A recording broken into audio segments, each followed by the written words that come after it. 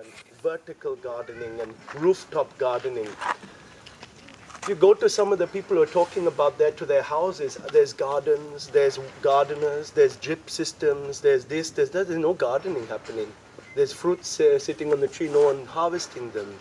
You know, when you start going in this, you start realizing this isn't organic farming. Just forget that word. It's another con. You know, even permaculture, it's just concepts. Veganism, vegetarianism, it's all concepts because we're stuck in a cerebral paradigm which is creating the problem. To unplug, who are we? Well, what's our basic wealth that we have is this Mother Earth here, this soil under our feet. Every civilization talks about a Mother Earth. Every civilization has emerged on this planet. The Mayans, the Tamils, the Egyptians, whatever, you know, they all emerged from a healthy relationship with the Mother Earth, with where their food came from. And that's basically what we're trying to do here, to rediscover that bridge, re-bridge that gap. So in Solitude, we have basically, to sum it up, and then I'll take you around the farm and I'll show you practically how this philosophy is being implemented in very real way. But basically, there's 4 steps to it as far as I understand. The first step is we realize that the soil is everything. Without the soil, we have nothing, you know. So the first thing is to recognize, how does the soil become healthy? It becomes healthy by organic matter returning to the soil. You know, leaves fall, trees decay, there's this whole process of decay, and life thus emerges from that death. So firstly, we recognize that every leaf, every branch, every stick, every weed, every grass, all of that is our bioresource. That bioresource is our profit. We're not talking about a financial profit, we're talking about a nutritional profit, because a nutritional profit, your nutritional well-being, is the basis of a healthy society. Without you being healthy, without us being healthy, that's where we're at today. Nutritionally, we are weak. The industrialized agriculture has defined the nutritional profile of our society, and thus that's where we're at today, because everything is with the chemicals. We lost a lot of biodiversity that is in each region, massively different. And I will show you that as we go along. So the first thing is to nurture our soil, to recognize, forget the words farming even, to recognize that a healthy relationship with where our food comes from starts with the soil. So when we honor all of that, it's an act of devotion. And in an intentional community like Auroville, which has a devotion to the Divine Mother at its heart, this would be a very fresh approach for people to feel that they're practicing their yoga and, return the leaves, the branches, the sticks back to the soil. Act of bhakti, we can say. First step.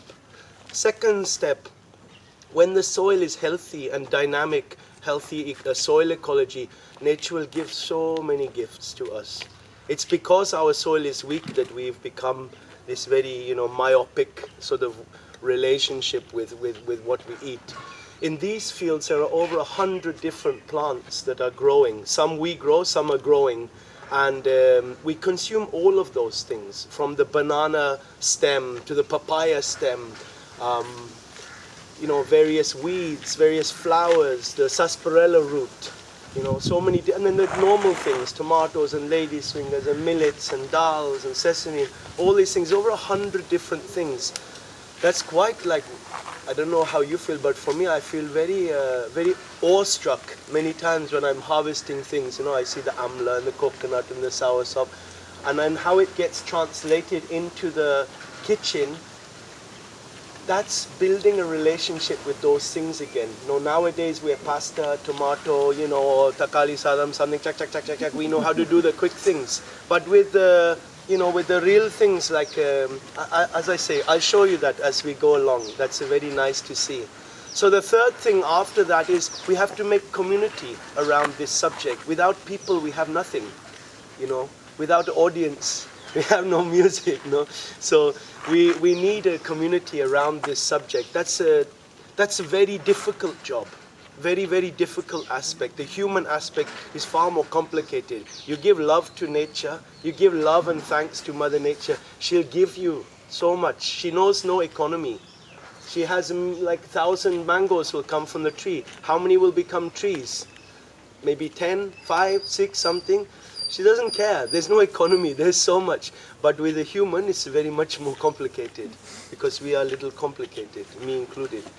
To make community around this subject implies education, you know, so if you come to Auroville and you live here and you say, well, probably the most important thing I need to do if I came to live in this bioregion would be to know what foods are local to this area, what foods don't have an ecological cost. They didn't come in a lorry from somewhere here. What foods, you know, are in you know, symbiosis with my love for Mother Nature, you know, with the aims of Auroville. So that would mean to learn how to use banana stem, for example. A lot of people don't know how to use it, or the banana flower, or the soursop leaf. How do you cook that? How do you use this? All of these different things.